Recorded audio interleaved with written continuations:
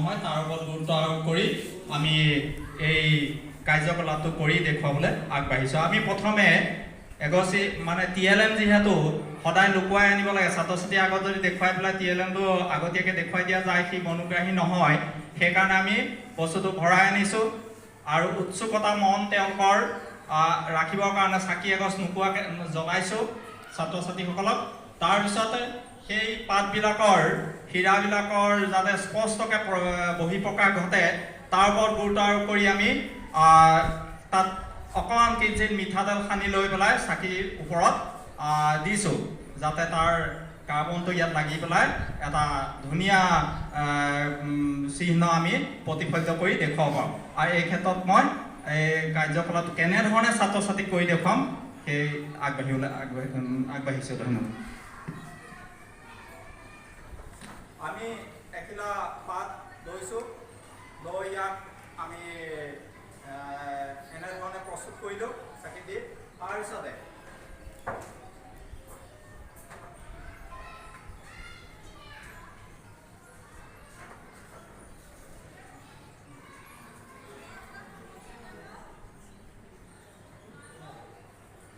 এনেধৰণে কৰা যাব।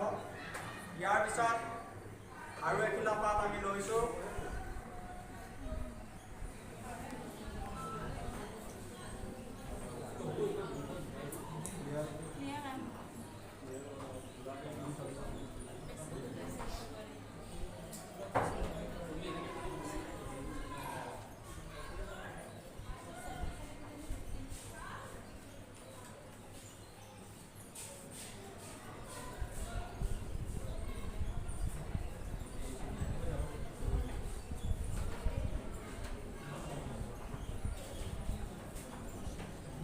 এনেধৰণে ওলোৱাৰ পিছত আমি আচলতে এখন যদি অকণমান সমান হ'লহেঁতেন তেতিয়া ধুনীয়াকৈ প্ৰতিফলিত হ'লহেঁতেন।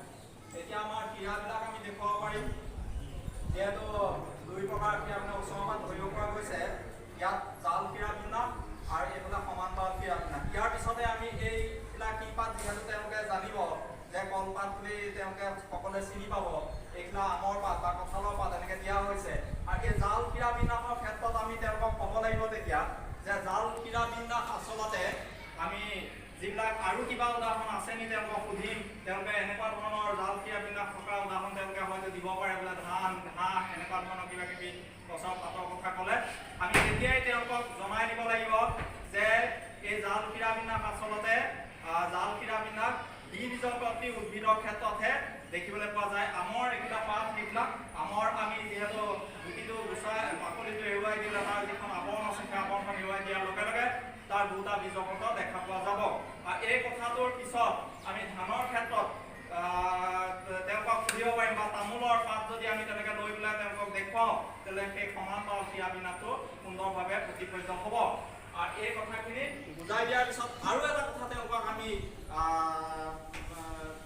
বুজাই দিব লাগে যে মূলৰ ক্ষেত্ৰত মানে শিপাৰ গাঁথনিৰ ওপৰতো তেওঁলোকৰ ধাৰণাটো আমি দিব পাৰিম যে যিবিলাক উদ্ভিদৰ